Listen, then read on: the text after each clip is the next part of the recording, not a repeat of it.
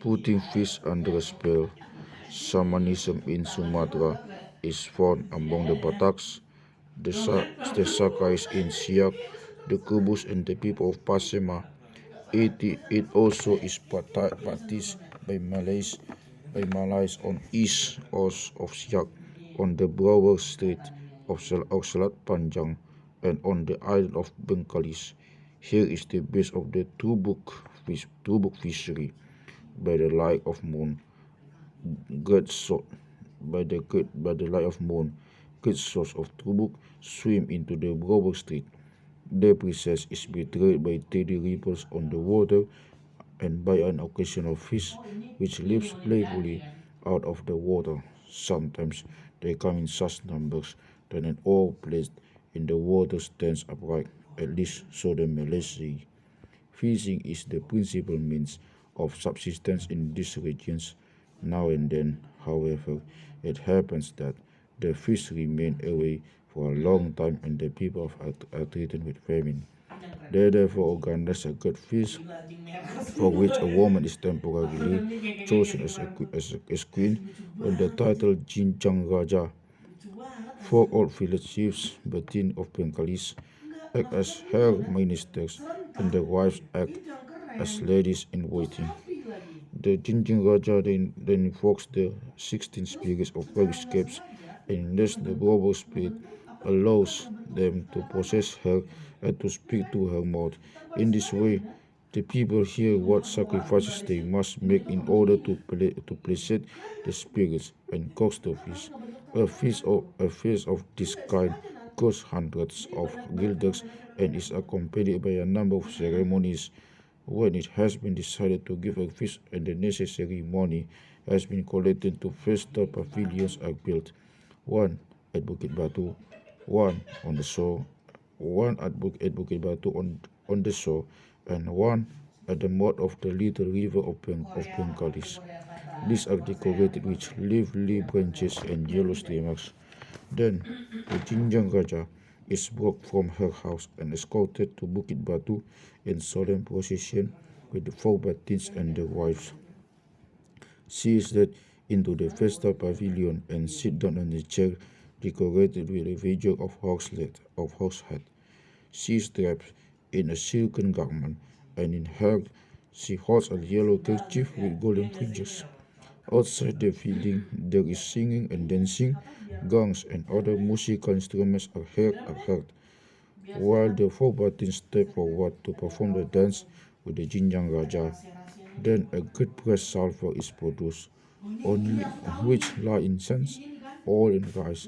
A small stove filled with glowing coals is also provided and incense is thrown on the fire. The rice is thrown over the Jinjang Raja while she anoints her body with oil. Her eyes begin to glisten and stare fixedly at one point. In a faltering voice, she tells what must be done in order to celebrate the proper feast, and the batins carry out on her instructions. Usually, they specify the number of carbaos, goats, and chickens which must be slaughtered, the making of cakes, and the observance of certain formalities. The chief of Bukit Batu, who bears the title of Ramira Laksamana, is compelled to pay strict attention to these orders. During the ceremony, he has a letter to stay as Sultan of Siak, except that both are allowed to sit next to the Jinjang and to ask her on an occasional question.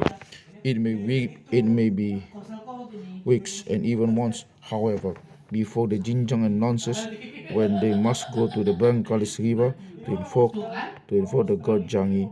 Sometimes he becomes restless, thrashes about wildly with her arms, and sometimes she falls into a deep sleep. Then another woman, Bidu, makes her appearance, takes off the Jinjang's garments, and exchanges them for others. If this has no effect, she tries to restore consciousness with a peculiar, gentle song. If this has the desired result, the widow supplies the Jinjang with food. In the meantime, the people wait in the greatest excitement. For as long as the ceremony lasts, no one is allowed to do any fishing. But one fine day, the spirit announces that the people may depart, and at once there is the greater excitement. The jinjang is brought to the mouth of the river in a beautifully decorated boat, followed by hundreds of fishing boats. Such a procession is like a fairy tale. The Broadway Street, usually so quite lonely, is now a scene of intense activity. The jinjang sits on a wooden horse under a pole worn with leafy branches. The men surrounding her beat the men surrounding her beat the air with knives and axes to drive away the spirits. One of them continually makes jokes, most of them very dirty. Chickens and grain are thrown into the sea, also an occasional coin. When the procession reaches the festal pavilion, the second part of the ceremony begins. The jinjang is brought in on her chair. Again, she is strewn with rice grain and with clouds of incense. The woman now has an attack of hysteria, screams, sings, and rolls on the ground. The Buggins, having drunk enormous quantities of palm wine, are now quite tipsy and act as if possessed by demons. Barking like dogs, they roll over the ground, walk on hands and feet, make obscene gestures, and throw filth at the bystanders. The ladies of honor now take the jinjang by the hand and lead her to the swing hung with golden bells. She sits down, and now, one by one, the 16 spirits are invoked who rule the feast.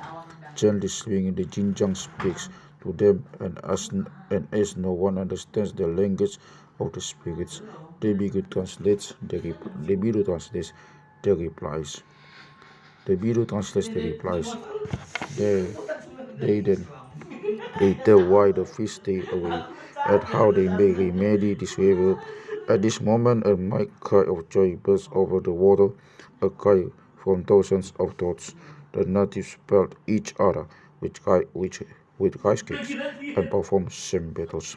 In the evening, the jinjang returns in a state boat, decked with flowers, so decked with flowers, so surrounded by dense clouds of incense and dozens of lights.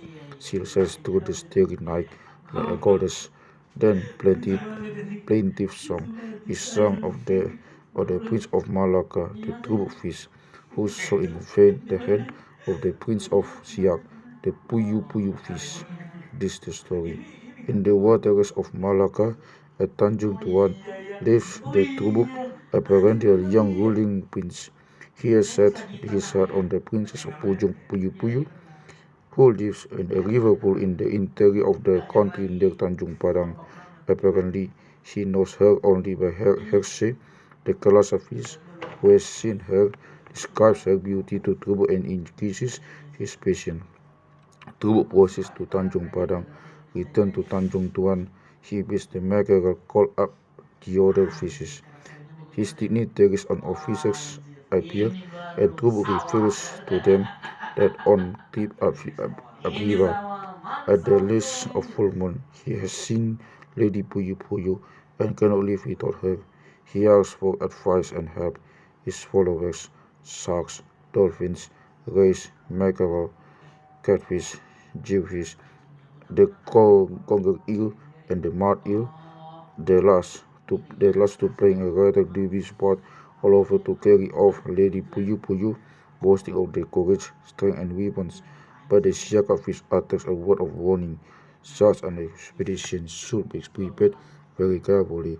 He reminds them of the attack on Singapore by the swordfishes, which had been frustrated by a wall of banana stems erected on advice of a small boy, and adds that the inhabitants of the river were already aware of the intended expedition and preparing for it. Questioned by Trubuk, Siakap replies that he is unable to name the traitor, as many fishes are coming and going there.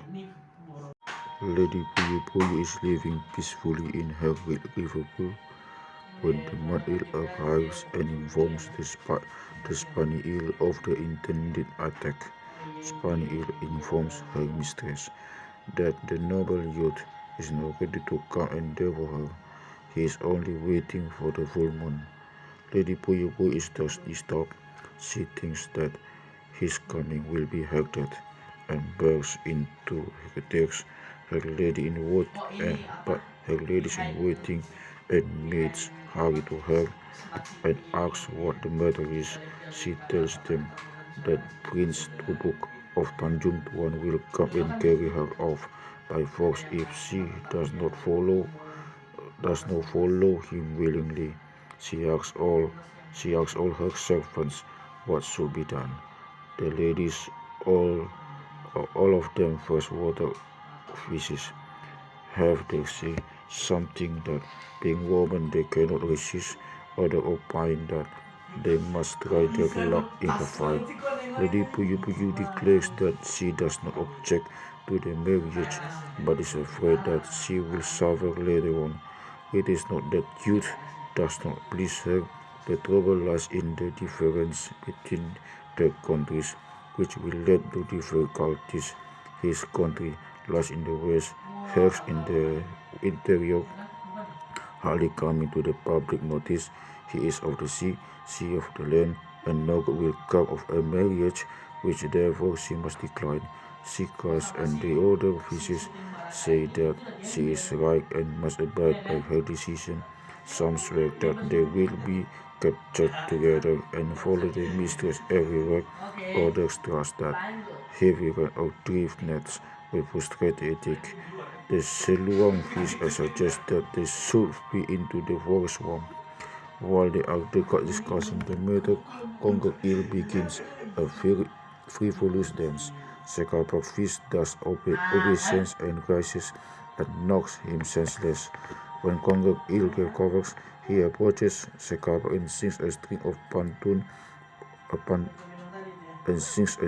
pantuns describing the love trouble for Lady Puyu Puyu.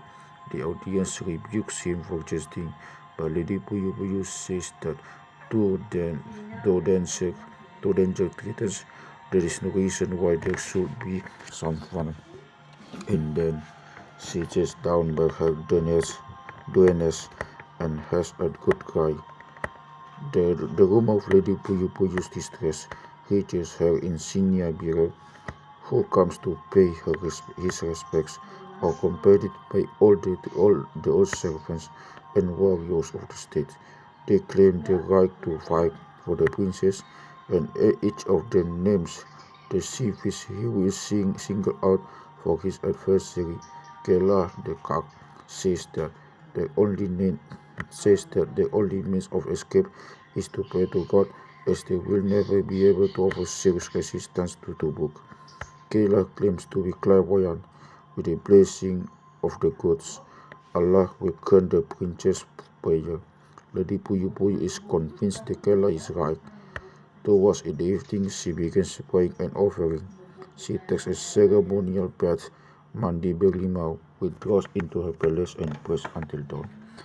When a storm bursts, wherein her parents come down from heaven and bring a beautiful tree, which takes root in the middle of the river pool. The appointed time having come, the princess jumps into the tree and climbs into branches before her tenants have time to catch her.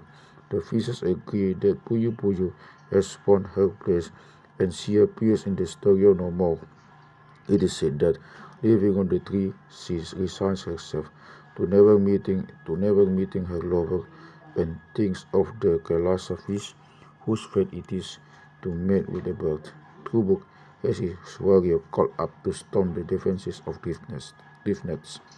When all of them have bragged of the great things they are going to do, he departs with them at the time of the full moon, selecting the various commanders from his trusted warriors. When they are near the shore, the wind rises and moves at the drift nets. At Bukit Batu, the expedition stops, and fishermen hurry to the spot and lower their nets. Trouble escapes into the river and realizes that God does not will that his soul meet his beloved. Here he hears that Princess Puyu Puyu has escaped into a tree and returned to Tanjung Tuan and his own country, mourning forever his unfortunate love. His love will never end. But if I should come to die, love, in my grave, or bathe me in the water of your eyes. Give me a shroud, a cloth which you have worn, and pay weekly visit to my grave.